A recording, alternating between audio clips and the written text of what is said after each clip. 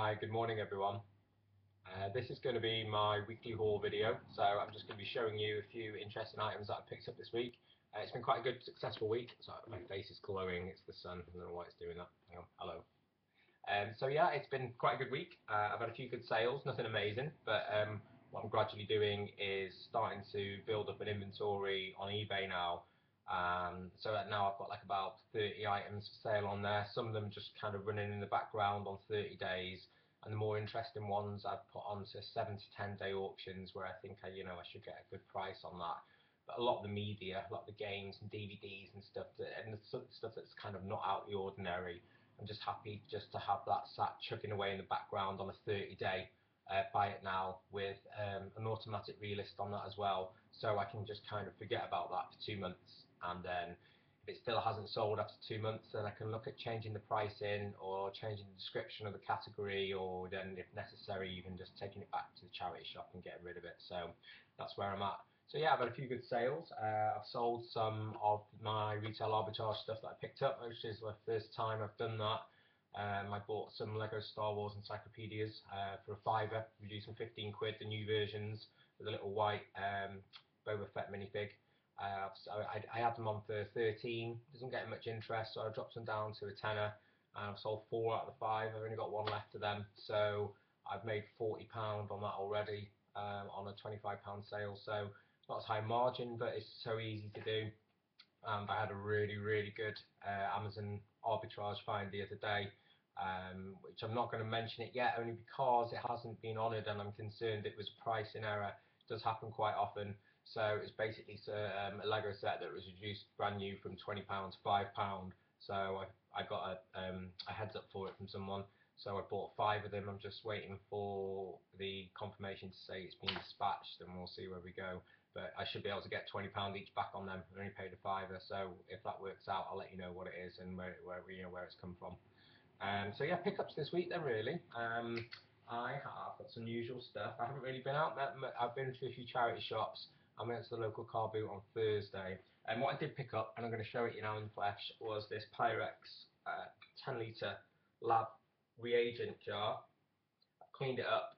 Now I paid £4 for that. Some woman on Facebook, she wanted fiver. So yeah, we did our haggling thing. Lovely lady, and I got it for £4. It's got a stopper on it. It's in excellent condition with no chips or scratches or anything that I can see. So yeah, there we go. So that new, I found the exact one on several chemistry lab equipment websites, and you'd be looking about £200 for that brand new. So it's quite a specialised bit of equipment, and obviously it's not decorative. So I've found similar ones on eBay selling for anything between £40 and £60. So I'm going to put that top end at 60, maybe to make an offer as well, and see what happens. I'd be happy to take 40 quid to be honest off 4 quid, but it may get 60 for it. So yeah, we'll see what we get on that. Strange piece. So yeah, just keep an eye out for things like that. And what else? I got some Playmobil, which I showed you in a carrier bag before, and what I've started doing is, it's a really big bag full of stuff. There's about 3 play sets in there. I'm just smashing on the floor. Right, there's like a fairy waterfall, a meerkat thing, and some Viking set. So obviously I didn't know what any of it was. I've never encountered Playmobil, so I spent a good hour or so trying to identify the sets because there's about 40 figures there as well, so it's a really good collection. It's like, I'm not going to go through it all, it's a big carrier bag full. So there's basically 3 or 4 main sets with it and loads of accessories and figures. So I've kind of sorted them out into a great tip if you're sorting Lego or anything out with lots of small pieces: invest in resealable food bags for sorting. I have got a lot of Lego storage in the kitchen, like plastic trays and things, but things like this where I don't know how long I'm going to be sat on it for, as long as you can bag it up. So I've got like I've got 1 bag in here full of trees and shrubs and greenery, another one with accessories, another one with figures, another one with animals, another one with like buildings and things and fences and things like that. So straight away then we've kind of started to sort it out, and then I will then sort it out into the individual sets and kind of see which pieces go with what. And then what I'm going to do is sell them off as the sets, and then whatever I've got left I'll do job lots as a bundle of trees, a bundle of animals and things, and just see what I get back on it. But I reckon I should get about 40 to 50 pound on that off 20 pound. So yeah, I'm quite pleased with that. What else this week? I went to Car Boot on Thursday and I missed it really. I didn't get there till 11:30, and everyone was packing up. And it's a strange one, the press that in Car Boot. There's a strange mix of sort of traders and house clearance people where they literally clear the house out and they just dumped all the stuff on the floor in front of the van, and it's all in boxes, and they're saying like everything a pound, everything a pound. When I got there, because it was quite late, I was starting to route through this one stall and was going through these boxes, and he was saying, no, like everything 50p. I'm like, all right, okay, cool. And they said 3 items for a pound. Like, brilliant. So I got looking, and I've done really, really well just off that one guy. It's unbelievable, and the stuff that I found is just crazy. Just really things that you wouldn't expect to find. And they just caught my eye. I'm kind of developing quite a good eye really on what to pick up and stuff. So I came across these. They are Oakley blade lens. They're from 1989. They are the lenses that would clip onto Oakley frames, give you that whole sort of wraparound look. It's actually kind of quite cool again now. So that's the lenses there. So yeah, so they go onto the Oakley frames. They're absolutely immaculate. There's not a mark or a scratch on them, and they're in the original packaging. So that was basically 33 pence for that, because it was in the 3 items for a pound. I've had a look on eBay. I know there's a lot of Oakleys out there. I didn't realise there's still such a massive demand for that. And from what I've seen, as a pair of replacement lenses for someone who actually already owns the arms, I should get about 35 to 40 pounds just back on them. I listed them last night, and there's already 3 or 4 people watching it. It's had about 20 views, so I'm hoping that'll go really. What I've done with that, I put it on as an auction only because I wasn't sure of the value really, because there isn't the exact item on there on eBay, especially with the packaging. There's a lot of the lenses themselves. They're not in the box, so I presume maybe to a collector that might be more desirable that they're in the packaging and it's in such good condition.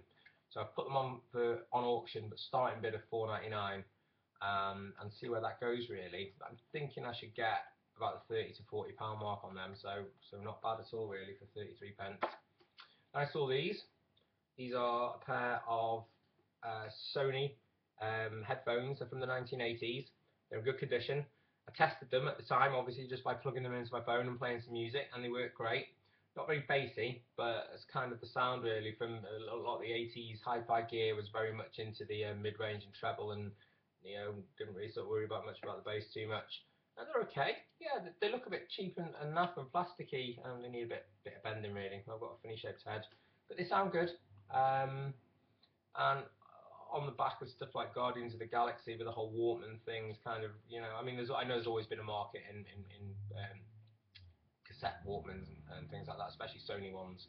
But I think maybe if I might sort of be a bit creative in my listing, I might get a tenner for them.